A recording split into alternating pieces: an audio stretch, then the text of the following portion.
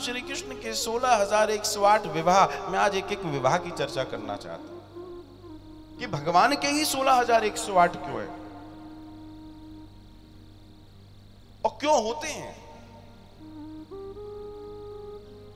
इस सूत्र को समझना बहुत जरूरी है, इसको जानना बहुत जरूरी है।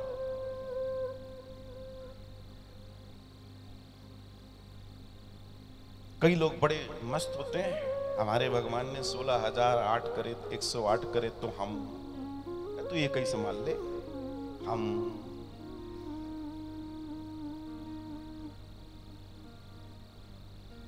भगवान ने जहर पिया था, जमुना जी में रहते 3 घंटे अंदर बिना ऑक्सीजन सिलेंडर के हैं।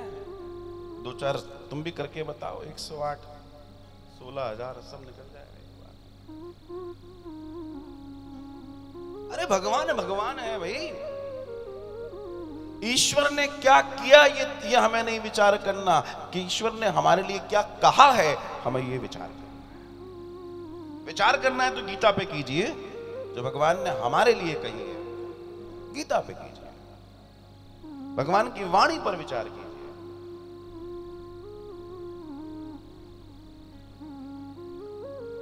तीसरा विवाह हो गया। एक बार भगवान जा रहे हैं अर्जुन के साथ, दोनों लोग निकल रहे हैं, बड़ा शाम का समय है, अंधेरा हो रहा है। इतने में उनकी दृष्टि जाती है, वन के अंदर से प्रकाश फूट रहा है, जैसे बहुत सारी लाइट्स अंधेरे में जल रही हो। तो भगवान ने कहा अर्जुन देखना ये क्या है, यहां पे कोई मणि है क्या? अर्जुन ने कहा जाकर देखते हैं। अर्जुन दौड़े दौड़े गए और वहां जाकर देखते हैं तो एक युवती युवान वहां बैठ के तप कर रही है। उसका सांवल कलर है, रंग जो सांवरा है, और उसका तप इतना बढ़ गया है कि उसमें से इतना प्रकाश फूट रहा है कि ये प्रकाश उससे निकल रहा है। उसको देख के अर्जुन आश्चर्य में पड़ गए कि क्या तेज है इसमें। अर्जुन वहां खड़े रहे, इतने में उस युवती ने आंखें खोली। अर्जुन पूछते कौन है आप? इस घनघोर वन में इतना भीषण तप कर रही हैं। वो कहती है मेरा नाम कालिंदी है, मैं द्वापर के इंतजार में हूं। द्वापर में जब नारायण श्री कृष्ण के रूप में अवतरित होंगे मैं उनसे विवाह करूंगी, इसलिए मैं तप कर रही हूं। अर्जुन कहते देवी रुको। दौड़े दौड़े गए भगवान के पास, बोला आओ चौथा। यमुना जी। कालिंदी कौन? श्री यमुना जी। और उसके बाद सत्या, भद्रा, लक्ष्मणा, मित्रविंदा, ये 4 और। अब ये 8 हैं कौन? ये 8 कौन है जिन्हें महारानी कहा गया? परमात्मा बनता कैसे है, इसे समझने का प्रयास कीजिए। ईश्वर क्या है, ईश्वर के गुण क्या है? जिसने 8 प्रवृत्तियों को साथ रखा है वही ईश्वर है, वही ईश्वर है। प्रवृत्तियां कौन कौन सी हैं? पृथ्वी, जल, वायु, आकाश, अग्नि, मन, बुद्धि, अहंकार। ये हैं 8। पृथ्वी, जल, वायु, आकाश, अग्नि, मन, बुद्धि, अहंकार, 8। जिसके अंडर में ये 8 चीजें हैं उसे ईश्वर कहते हैं। और इन 8 ने इस बार ईश्वर से कहा था कि जो आप द्वापर में लीला करने जा रहे हैं, इस लीला में हम भी शामिल होना चाहते हैं, तो आप हमें शामिल कीजिए। तो इन सब ने अपने अपने स्वरूप को धारण किया है।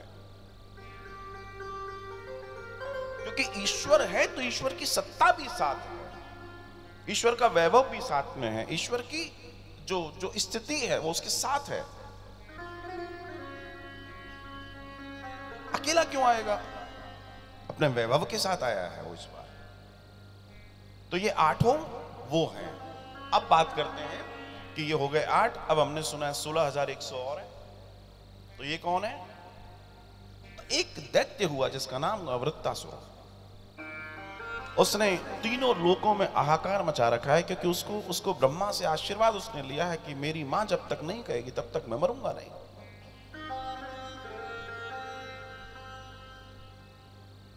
और उसका आकार ऐसा कि उसने त्रिलोकी में दिक्कत पैदा कर दी है।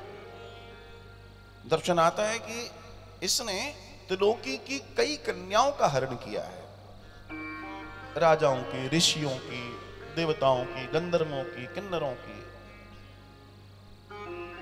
किन्नर ये शब्द बड़ा पॉपुलर है, लेकिन शब्द आया है तो मैं बताते चलूं कि जो किन्नर हैं वो देवताओं की एक श्रेणी है, लेकिन आज बाय डिफॉल्ट लोग गलती से कुछ और लोगों को किन्नर कहने लगे हैं। ये बड़ा गड़बड़ मामला है।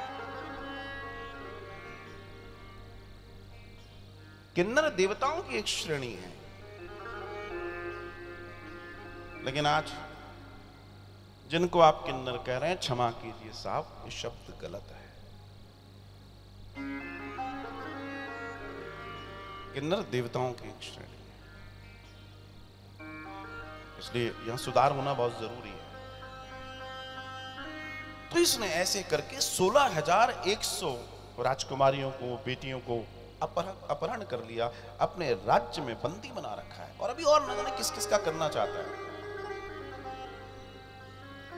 देवताओं का एक समूह भगवान के पास पहुंचा। भगवान के पास पहुंच के उसने निवेदन किया कि साहब इसका कुछ कीजिए। देवताओं के समूह को भगवान ने अभिवादन किया। अच्छा, देवताओं का समूह कहां पहुंचा है?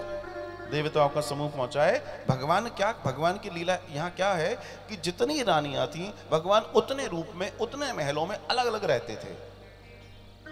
जैसे महाराष्ट्र में हमने देखा भगवान ने भिन्न भिन्न रूप धारण करे, ऐसे यहां भी भगवान ऐसे ही रह रहे हैं। तो देवताओं का आगमन हुआ सत्यभामा वाले महल में, जहां वे सत्यभामा के साथ रहते थे। देवताओं ने कहा, भगवान ने कहा ठीक है हम चलेंगे युद्ध करने। देवी सत्यभामा के सामने ही चर्चा हो रही थी। सत्यभामा के हृदय में आया, कहती हैं भगवान अगर आप कहें तो मैं भी चलूं इस युद्ध में आपके साथ में। भगवान ने कहा देवी चलो, आपका चलना तो बहुत जरूरी है। अब अभी सत्यभामा नहीं समझ पाई मामला क्या है। अब युद्ध में पहुंचे। अब ये तो इसके ऊपर तो आशीर्वाद है ब्रह्मा का, ये मरने वाला तो है नहीं। भगवान और इसके बीच में युद्ध चल रहा है, और जबरदस्त युद्ध चल रहा है, डिशुम डिशुम, लेकिन मामला कुछ होने वाला नहीं। बहुत देर हो गई। जब वो भगवान के ऊपर प्रहार करने लगा तो देवी सत्यभामा से देखा नहीं गया। अंतोगत्वा देवी सत्यभामा कहती हैं प्रभु आप क्यों इतना विचार कर रहे हैं, एक बार में इस आताताई का नाश कीजिए, इसका अंत कीजिए, मार डालिए इसे। भगवान ने कहा जय हो, और भगवान ने एक बार में ही उसको जय जय कर दी। तो सत्यभामा ने पूछा इतनी देर से क्यों नहीं मारा? बोला आपने नहीं कहा था। बोला मतलब? बोला इसको आशीर्वाद था ब्रह्मा का कि जब तक इसकी मां नहीं कहेगी तब तक ये मरेगा नहीं। देवी ये आप ही का पुत्र है। सत्यभामा पृथ्वी का अवतार है, और पृथ्वी का पुत्र है भौम अर्थात मंगल। ये भौमासुर वही है। एक एक अवतार, एक एक अवतार, जैसे जल यमुना, एक एक अवतार, ये 8 अवतार हैं। अब ये 16,100 हैं, ये जो बंदी हैं, जब वो मारा गया तो इनके कारागृह को खुलवाया गया, अब इनको खोला गया। भगवान इनसे कहते हैं कि भैया अपना अपना नाम पता बताओ, हम सबको घर पहुंचवाएंगे। सब ने हाथ जोड़ के निवेदन करा हमें कहीं नहीं जाना। जब इस आताताई ने हमारे ऊपर अत्याचार किया, हमें घरों से अपहरण किया, तो हमारे माता पिता भाई बंधु लोग इससे लड़े, कई मरे कई जिए, जो भी कुछ रहा। लेकिन प्रभु अब हम उनको जाकर फिर दुखी करें, ये हम नहीं कर सकते। आपसे निवेदन है कि आप तो हमें आज्ञा दीजिए, हम आत्महत्या कर लें। भगवान ने कहा ये पाप है, ऐसा नहीं है, ऐसा विचार मत करो। बोला क्या विचार नहीं करें, हम जाएंगे। एक बेटी घर पे बैठी रहे, माँ बाप के ऊपर बोझ, जब तक उसका विवाह ना हो, और ऐसे आताताई के हम कारागृह में रहें, कौन हमसे विवाह करेगा? भगवान ने कहा नहीं नहीं ऐसा नहीं है, सब होगा, ऐसा नहीं है। तो एक स्वर में सब बोल पड़े, अगर सब होगा, इतने बड़े राजा हो, तो आप ही हमारा वरण कर लीजिए। भगवान ने कहा तथास्तु। क्योंकि अगर भगवान उन्हें हां ना कहते तो वो सब मारी जाती, सब आत्महत्या कर लेती। लेकिन एक प्रश्न और उठता है, वो प्रश्न ये है कि आखिर ये कौन है जिनका विवाह भगवान के साथ होता है। अभी तो हम 8 की बात कर रहे थे। एक बार वेदों के उपासना कांड की ऋचाओं ने मन बनाया भगवान से मिलने का। ये कथा आती है, जिन ऋचाओं को बोलकर ऋषि मुनि ब्राह्मण भगवान की प्राप्ति करते थे, वो ऋचाएं स्त्री रूप धारण करके भगवान के पास पहुंची और कहने लगी कि हमने देखा है वेद पाठी ब्राह्मण हमें उच्चारण करते हैं, हमें बोलते हैं, हमें बुदबुदाते हैं और आप प्रकट होकर उन पर कल्याण करते हैं। ये सब देख देख के हमें आपसे प्रेम हो गया है। प्रभु आप हमारा वरण कीजिए, हम आपके साथ रहना चाहते हैं जैसे लक्ष्मी रहती हैं। भगवान ने कहा भैया हमें रहने दो। खूब आग्रह किया तो उन्होंने कहा द्वापर। तो ये सब की सब उपासना कांड की ऋचाएं इस द्वापर काल में भिन्न भिन्न क्षेत्रों में पहुंची, जहां इन्होंने स्त्री का रूप धारण किया। भौमासुर भगवान की लीला का हिस्सा है, जिसने सभी को एक जगह एकत्र कर दिया। अब 16,108 इतनी सारी बारातें न जाने कहां कहां जाती, कितना बड़ा, वैसे 125 वर्ष है, पूरा सबको एक जगह इकट्ठा करो। क्या लीला है भगवान की, और एक साथ व्रण। तो ये है भगवान के 16,000